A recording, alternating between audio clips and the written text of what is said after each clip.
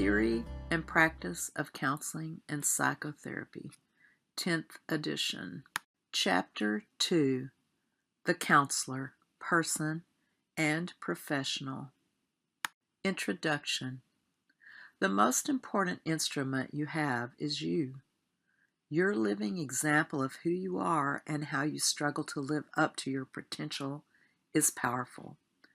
A good way to begin your study of contemporary counseling theories is to be open to self-evaluation. You not only expand your awareness of self, but also build the foundation for developing your abilities and skills as a professional. The person and the professional are intertwined facets that cannot be separated in reality. The counselor as a therapeutic person. Be authentic and don't hide behind your role. Leaving your reactions and self out of your work may result in ineffective counseling.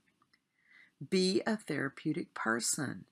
Be willing to grow, risk, care, and be involved. Abundant research indicates the centrality of the person of the therapist and therapeutic relationship as key factors in successful therapy. The contextual factors are the primary determinants of therapeutic outcome. Now we will examine a list of personal characteristics of effective counselors. Have an identity, are open to change, make choices that are life-oriented, are authentic, sincere, and honest, have a sense of humor, make mistakes and are willing to admit them, live in the present, appreciate the influence of culture, have a sincere interest in the welfare of others, possess effective interpersonal skills, become deeply involved in their work and derive meaning from it, are passionate, are able to maintain healthy boundaries. Corey is very much an advocate of personal therapy for the counselor. Personal therapy contributes to the therapist's professional work in 3 ways.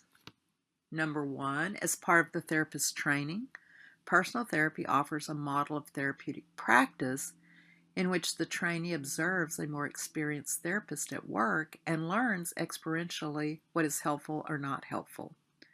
Second, a beneficial experience in personal therapy can further enhance a therapist's interpersonal skills, which are essential to skillfully practicing therapy. And last, successful personal therapy can contribute to a therapist's ability to deal with the ongoing stresses associated with clinical work. So, what role do values play in counseling? Values assist clients in finding answers that are most congruent with their own values. Bracketing can be used to help manage value conflicts. Counselors should not refuse to render services to clients because of differing values. Value imposition refers to clients directly attempting to define a client's values, attitudes, beliefs, and behaviors. Avoid imposing their own values, attitudes, beliefs, and behaviors. Seek supervision to learn to effectively manage value differences with your clients. Becoming an effective multicultural counselor means that you need to become aware of your personal biases, values, or problems. Seek to examine and understand the world from your client's vantage point. Understand the dynamics of oppression, racism, discrimination, and stereotyping.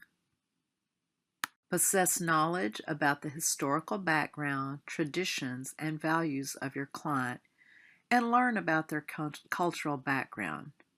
Become responsible for educating clients about the therapeutic process. Seek out educational, consultative, and training experiences to enhance your ability to work with diverse clients. Incorporating culture into counseling practice. Learn more about how your own cultural background has influenced your thinking and behaving. Identify your basic assumptions, especially as they apply to diversity in culture, ethnicity, and race.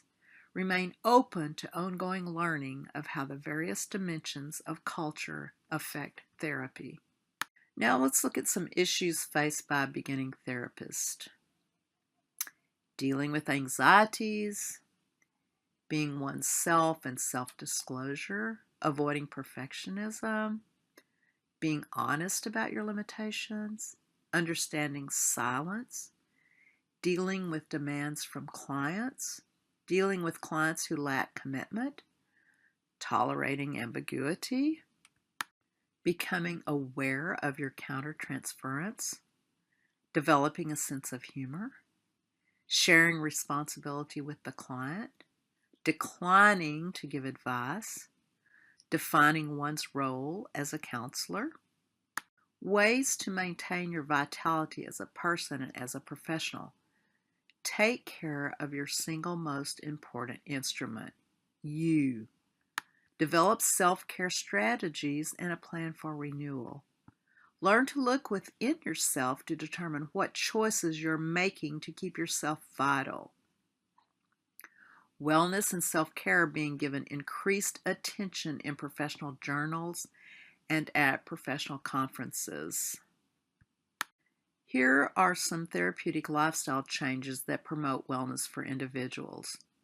Physical activity, diet and nutrition, being in nature, relationships, recreation, religious, spiritual involvement, and providing service to others.